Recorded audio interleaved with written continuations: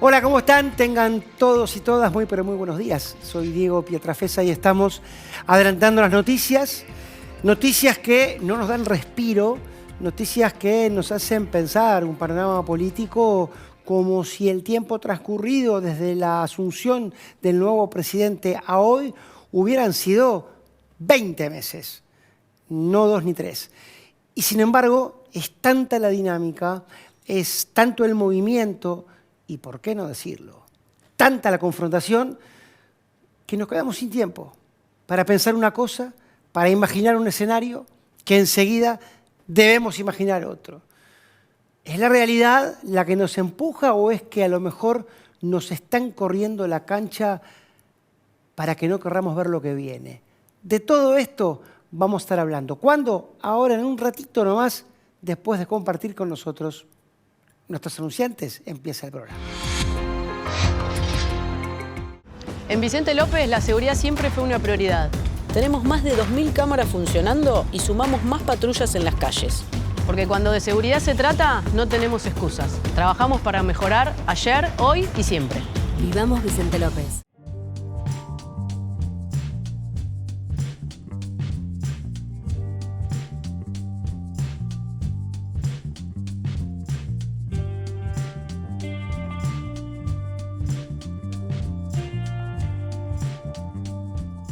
Vacía y cepilla los recipientes que acumulen agua. Tira agua hirviendo en desagües y rejillas y coloca mosquiteros. Juntos podemos prevenir el dengue. Más información en buenosaires.gov.ar/dengue. Buenos Aires Ciudad.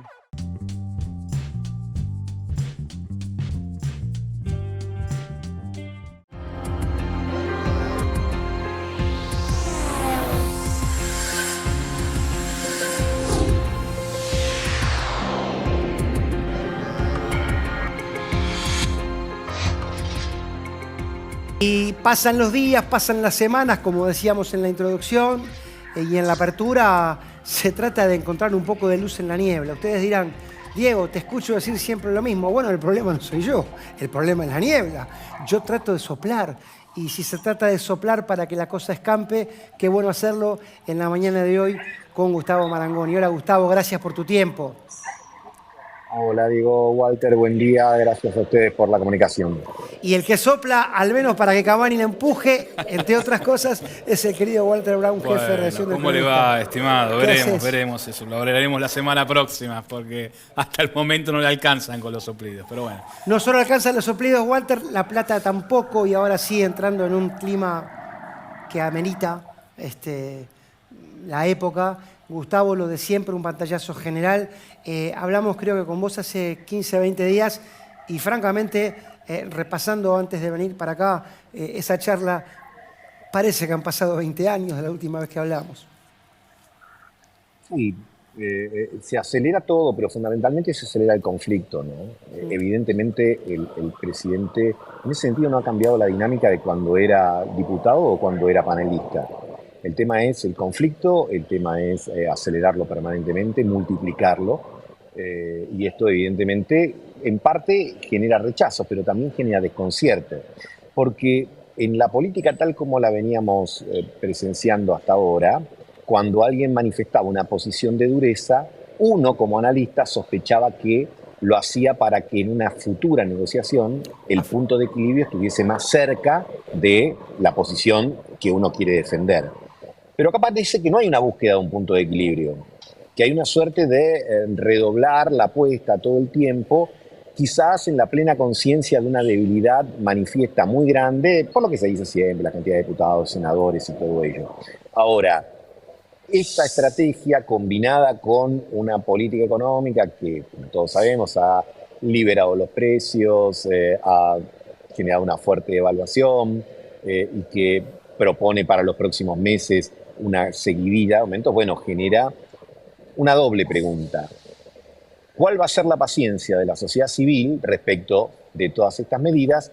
¿Y cuál va a ser la paciencia de la sociedad política respecto de el modo de acumulación política que tiene el presidente? Es decir, el 1 de marzo el presidente tiene que abrir, como lo establece la Constitución, la Asamblea Legislativa para el año de sesiones ordinarias, y le ha agregado ahora a los otros adjetivos el calificarlo como nido de ratas.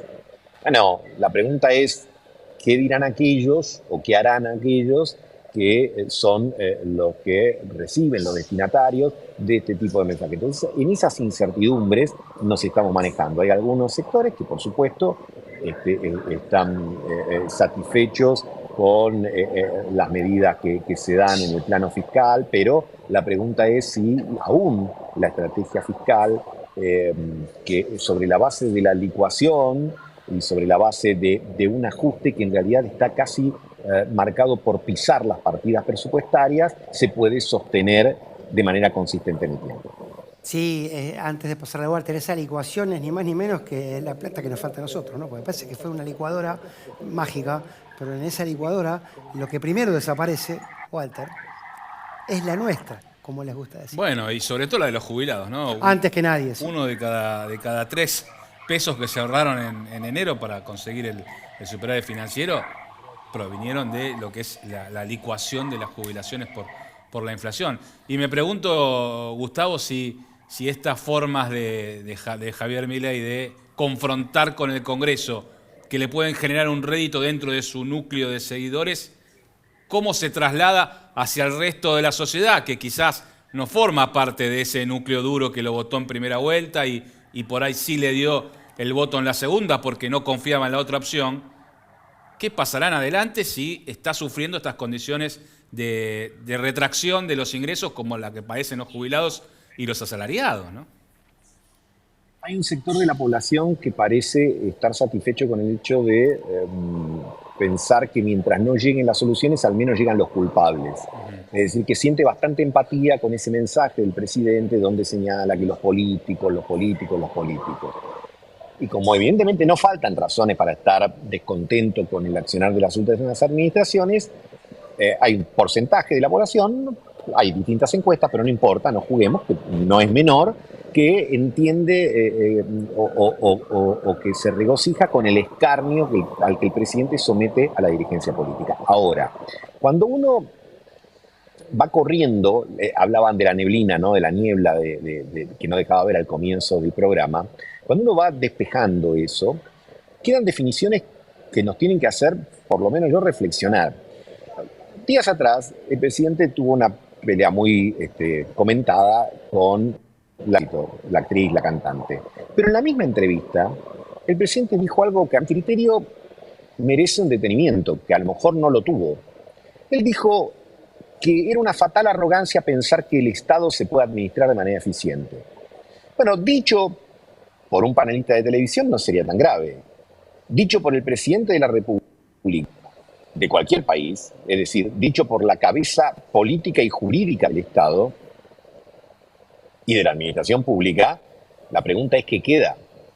Porque uno puede entender que un presidente nuevo diga, miren, los anteriores administraron muy mal, hicieron muy mal las cosas, nosotros las vamos a hacer de manera distinta. Eso está dentro de lo que uno podría esperar. Ahora, plantear que el Estado es intensamente no conducible, bueno, nos lleva a una situación mucho más preocupante, ¿no? Gustavo, escuchándote y sobre todo escuchándolo al presidente en las últimas horas, me parece que hay un debate que está desatendido por el periodismo, ni que hablar, pero sobre todo a mí me preocupa mucho más por la clase política. Y es que cuando el presidente presume de asfixiar, de eliminar, de matar a los gobernadores, sin darse cuenta, o por lo menos sin que nadie le señale, que cuando el presidente vaya a matar, a ahogar, a asfixiar y a enterrar al gobernador Juan Pérez, en realidad el gobernador va a seguir viviendo como vive, pero los que la van a pasar mal en esa provincia son el maestro, el policía, el pequeño comerciante, el pequeño empresario. No hay alguien que le diga desde la clase política, retomando un poco tu primer comentario, che, esto no. Ya, digo, yo no vi ningún gobernador nunca viajando en colectivo. Sí, claro. Por lo tanto, cuando vos cortás de súbito los subsidios al transporte, sobre todo del interior del país, que representan 100 millones de dólares más o menos, está llevando adelante un recorte que perjudica directamente al ciudadano en algo vital. No hace falta describir con demasiada precisión que la gente viaja para el trabajo y para las otras cosas que tiene que hacer. Ahora, por supuesto que sería más sensato, como ha pasado en el mes de enero, los recortes a los fondos discrecionales, que como su nombre lo indica, son discrecionales, se pueden cortar o no, y ahí los gobernadores podrán tener sus quejas, que contaban en parte con esos recursos o no, pero sería como algo dentro de lo esperable. Pero lo que tiene que ver con educación o lo que tiene que ver con transporte, impacta, como señalabas vos, en el ciudadano de a pie, pero fundamentalmente le genera también al propio presidente y al propio gobierno una enorme cantidad de conflictos. La pregunta es, ¿cuántos conflictos se pueden alimentar para tapar conflictos anteriores? Y hasta qué punto la administración de turno tendrá la capacidad para poder administrarlos y resolverlos. Yo creo que hay dos posiciones que en general uno tiene que procurar no caer en ellas. Una es pensar que podés vivir sin conflicto, ¿no? La política sin conflicto no existe, porque el conflicto es parte de la vida. La otra es pensar que conflicto tras conflicto vos podés ir llevando una situación sin que esto termine en una situación de problema mayor, porque la política resuelve conflictos sabiendo que después tendrá y aspirará a que haya una mayor calidad de conflictos subsiguientes. Es decir, el conflicto es parte de la vida, vos resolves algunos y después te encontrarás con otro. Es mejor el conflicto de una puja salarial que el conflicto que te da el no tener empleo. Es mejor el conflicto de las condiciones de trabajo que el conflicto de la puja salarial, y así. Ahora, acá estamos en una mecánica que yo creo que otros líderes de la naturaleza similar a la de Javier Milei incurren, como lo hizo Bolsonaro, Trump, que es todos los días como una suerte de espeto corrido, ir tirando temas, ir tirando cuestiones que generan alta polémica, pero que en el fondo no resuelven los problemas preexistentes. En la Argentina tienen que ver con el empleo, tienen que ver con el nivel de actividad, tienen que ver, digamos, con el crecimiento, si queremos resumir, con la estabilidad, y el punto es, bueno, si la estabilidad se construye sobre una alta problematicidad social, sobre una alta conflictividad, habría que recordar que el país en las últimas décadas cayó en dos oportunidades en problemas muy severos. En el año 89 como consecuencia de la hiperinflación y en el 2001 como la consecuencia de la hiperrecesión. Hiperrecesión e hiperinflación son igualmente dañinas para una sociedad. Recordaba lo que decías, Gustavo, pasó sin pena ni gloria porque no alcanzó, pero acordate que cuando fue lo de la ley que el oficialismo retiró del Parlamento, apareció fugazmente el tema de ir para atrás con la ley del aborto y que nada, duró lo que una burbuja, y habrá que ver, como vos bien decías, cuántas Lalis Espósitos harán falta para tapar esta crisis. Walter. Sí, y me pregunto qué pasa precisamente con la aparición de dirigentes que estaban callados hasta este momento y vuelven a escena, como la ex vicepresidenta Cristina Kirchner, para entrar en el debate con Javier Milei, el debate económico. ¿Cuánto lo beneficia o lo perjudica al presidente en estas circunstancias eso? Creo que respecto de su núcleo duro y probablemente también de algunos sectores fuera de él, evidentemente lo beneficia porque es como un recordatorio para el votante que a lo mejor hoy puede estar dudando sobre si hizo bien o mal en votar a Javier Milei, que del otro lado están lo que ese votante a lo mejor identifica como algo no deseable o no querible. Lo que habrá que ver es hasta dónde y hasta cuándo el antagonismo le puede permitir ganar tiempo. Lo cual te lleva a otra pregunta. Cuando vos querés ganar tiempo, la pregunta es ¿ganar tiempo para qué? Uno podría presumir que en la agenda económica del gobierno ganar tiempo hasta abril, donde empiece la liquidación de la cosecha gruesa, por lo tanto haya más dólares, por lo tanto de esa manera pueda a lo mejor alimentar estrategias estabilizadoras. Creo que la gran carta a la que apuesta el gobierno tiene que ver con la estabilidad de precios, pero volvemos a lo que decíamos antes. Esa estabilidad de precios, si está sostenida en una caída de la actividad como la que se registró en diciembre y sobre todo en enero, bueno, habrá que ver hasta qué punto es sustentable. Generalmente en los últimos años escuchamos mucho, sobre todo los economistas, con buen criterio, plantean tal estrategia económica es sustentable o no. Lo hacían referente a la sustentabilidad económica, es decir, si vos tenés una estrategia cambiaria, monetaria, fiscal sustentable. A esa sustentabilidad siempre hay que agregarle el plano social y el plano político. Gustavo, ¿y qué crees que pasó vos con la locomotora del acuerdo pro La Libertad Avanza, que también, mágicamente o no, empezó a perder fuerzas apenas arrancó? Había arrancado como una locomotora y ahora no sé si llega a monopatín. No, es que ahí llama la atención otra cosa, Diego, porque que vos tengas desde un gobierno del entorno conceptual de La Libertad Avanza conflictos con la Unión por la Patria o con la izquierda está dentro de lo lógico, de lo esperable. Ahora, que tengas enormes conflictos con inclusive referentes del PRO o del tenor de López Murphy, sin mencionar el radicalismo, te lleva a la pregunta de decir, ¿qué hay detrás de la búsqueda de eso? La pureza absoluta sobre un ideario, la idea de plantear que es disciplina total y absoluta. Bueno, con la escasez de recursos políticos que tiene, la pregunta es, ¿son lujos que puede darse el presidente el hecho de establecer una estrategia tan cerrada, un discurso tan hermético y una línea o un itinerario tan fijo y poco flexible como el que se está dando? Bueno, obviamente la respuesta a eso la vamos a tener las próximas semanas, pero uno tiene la impresión de estar frente a demasiadas fuentes de conflicto abierto. Walter. Y desde el posicionamiento internacional de este gobierno, digo, ¿qué estás observando, Gustavo? Tuvimos el paso de David Cameron por las Islas Malvinas, bueno, esta relación diferente que se está planteando con Brasil, digo, se está proyectando un viaje ahora del presidente allí, pero también con estas críticas cruzadas, ¿no?, respecto de la posición de Lula en torno a lo que es, bueno, Israel, los BRICS, Rusia. Digo, ¿cómo estás observando a la Argentina posicionada en el contexto mundial en este gobierno de Javier Milei? A mí me parece que la política internacional de cualquier país, la Argentina no es una excepción, pasa en primer lugar por la relación con sus vecinos. Es decir, los vecinos de un país no se mudan. Brasil va a estar ahí con Lula de presidente, como lo tuvo con Bolsonaro, con el que vendrá. Y Brasil es el socio estratégico de la Argentina. Sí. Como Francia es el socio estratégico de Alemania y viceversa. Tuvieron muchos problemas en el pasado, pero sin embargo comprendieron que el destino de la construcción europea pasaba por ese entendimiento bilateral.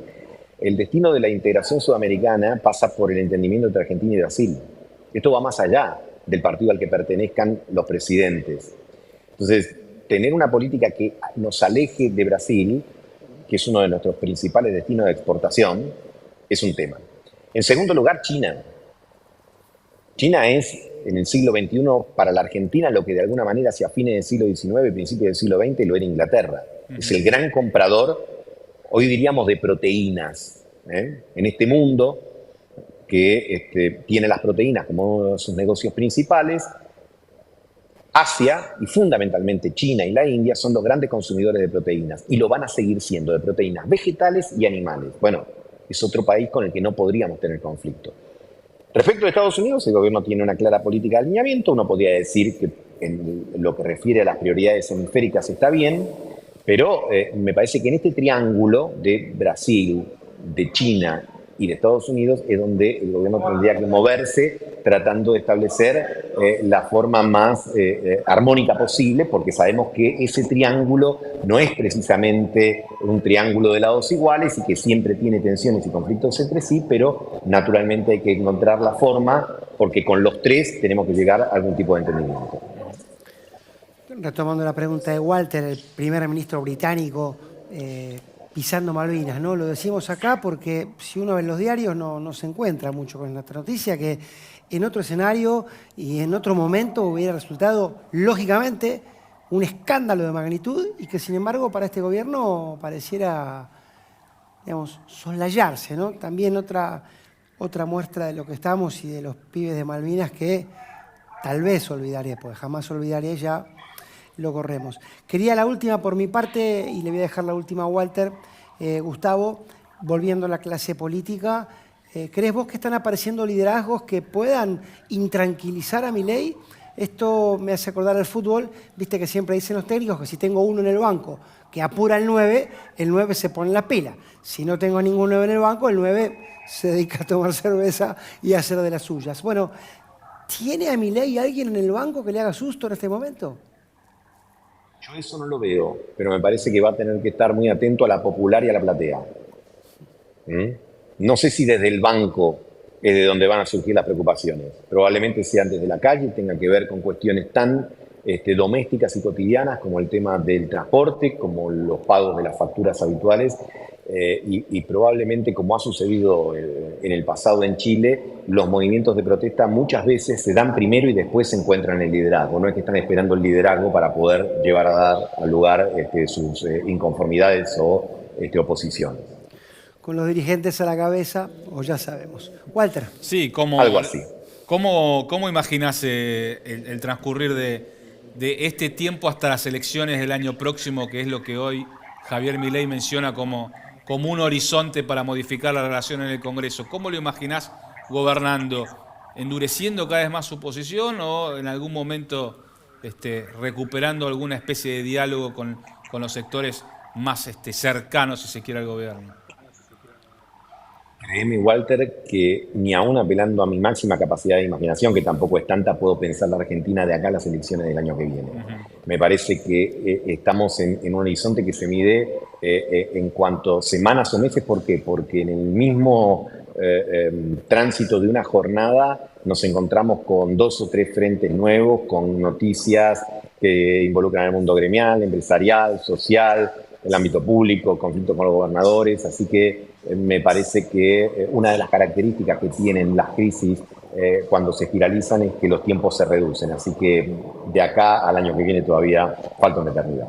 Sí, apenas llevamos 2 meses de gestión, ¿no? Fíjate. Sí, parece mentira, ¿no? Parece mentira. Parece mentira. Y hablando de tiempos, y no porque te quieras seguir ocupándote, pero la que se lleva bien con los tiempos es la Corte Suprema, que ahí ya están, expectantes, vaya a saber a qué, ¿no? Como si no tuvieran nada de qué ocuparse, ¿viste? Parece que están con poco trabajo, Gustavo. Tienen tiempo vaticano, se dice habitualmente, ¿no? Son distintos al resto de los mortales. También es cierto. Gracias, Gustavo, como siempre. Nos vemos la próxima. Fuerte abrazo, gracias a ustedes.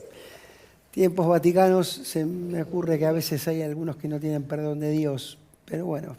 Bueno, esa es otra relación también, la del presidente con el Vaticano, ¿no? ¿Cómo continuará después de la visita que tuvo con el Papa Francisco? Sí, y si eso que dicen que pasó, pasó también, porque también como pasa en el fútbol, lo que pasa en el Vaticano siempre queda en el Vaticano. Sí. Lo que se habla después. Y cómo se observe lo que pasa después, ¿no? Que no lo mencionamos, pero que tiene que ver con la polémica en torno al crecimiento de la pobreza que comunicó la Universidad Católica Argentina, precisamente con un 57% según los últimos datos, después de lo que fue la fuerte inflación que hemos tenido en los últimos meses, ¿no?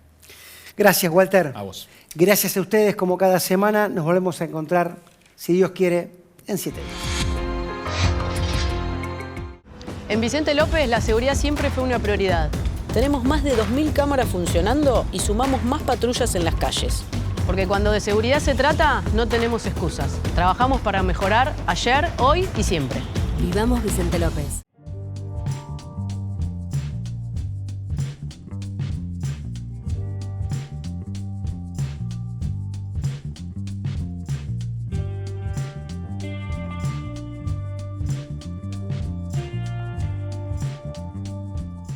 Vacía y cepilla los recipientes que acumulen agua.